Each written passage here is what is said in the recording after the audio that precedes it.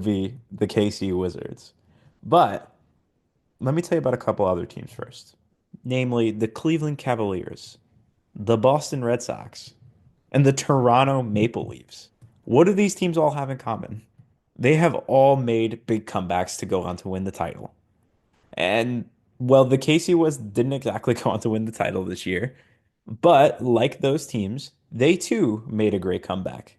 In this case against the Houston Dynamo. So let's talk about the Wizards' 3-1 comeback. The date is September 22nd, 2010, and the KC Wiz are on the outside looking in at the playoffs with only a few games left in the season.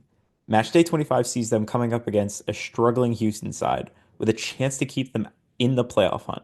The past few seasons haven't given the Wiz fans much to cheer for outside of winning a win against Manchester United, as talked about in our last history episode. But today would give the fans another reason to cheer. Many MLS legends lined up in this game for both sides, seeing Kai Kamara, Jimmy Nielsen, and Jimmy Conrad for the Wiz, and Pat Onstad, Bobby Boswell, and Brad Davis for the Dynamo. 10,000 fans filed into Community America Ballpark to watch this matchup, and the fans would not have to wait long for the action to begin. In the 13th minute, Mike Chabala and Brad Davis of the Houston Dynamo combined on a give and go before Chavala crosses the ball into Cam Weaver, who slides in to tap home the cross from just in front of the goal to give Houston the early advantage. While the next 20 minutes didn't provide any goals, fans were about to be in for a flurry of activity, where if you went to the bathroom, you will have come back thinking you've missed the entire game. It begins in the 34th minute when Damaduro for Houston runs in behind, chasing a flicked on header from Weaver before Conley slotting the shot past Nielsen to double the lead. The next minute, similar to the Man United game, Kai Kamara slips behind the Houston defense, while Craig Rocastle, who had attracted three defenders, plays a pass to Kamara in the penalty area, who beats Onstead to cut the deficit in half. Scoring this goal is big for hurting Houston's momentum. But before anyone can even blink, 2 minutes after that, Adrian Siriu restores the two-goal advantage, putting the momentum heavily into Houston's direction once again.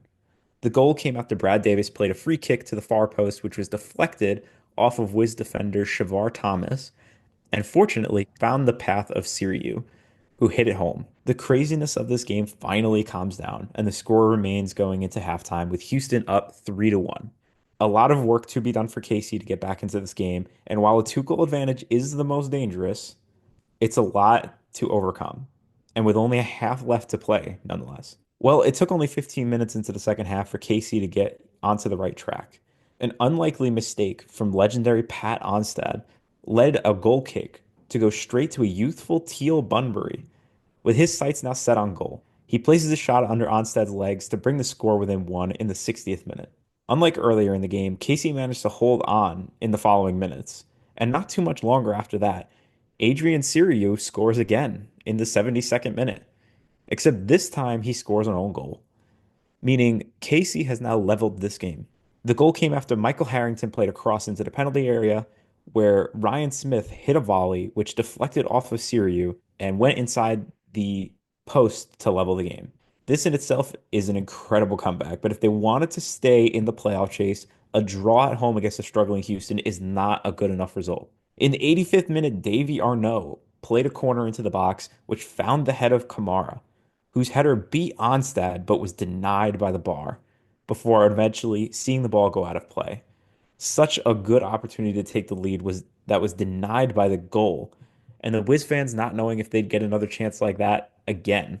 Well, it looked like a draw was the best they were going to be able to muster as 6 minutes of added time passed with the score still level. However, Casey had one last gasp. Michael Harrington plays a perfect cross into Josh Wolf, who heads the ball inside the far post and past Onstad to miraculously give KC the complete comeback and giving them the much needed win.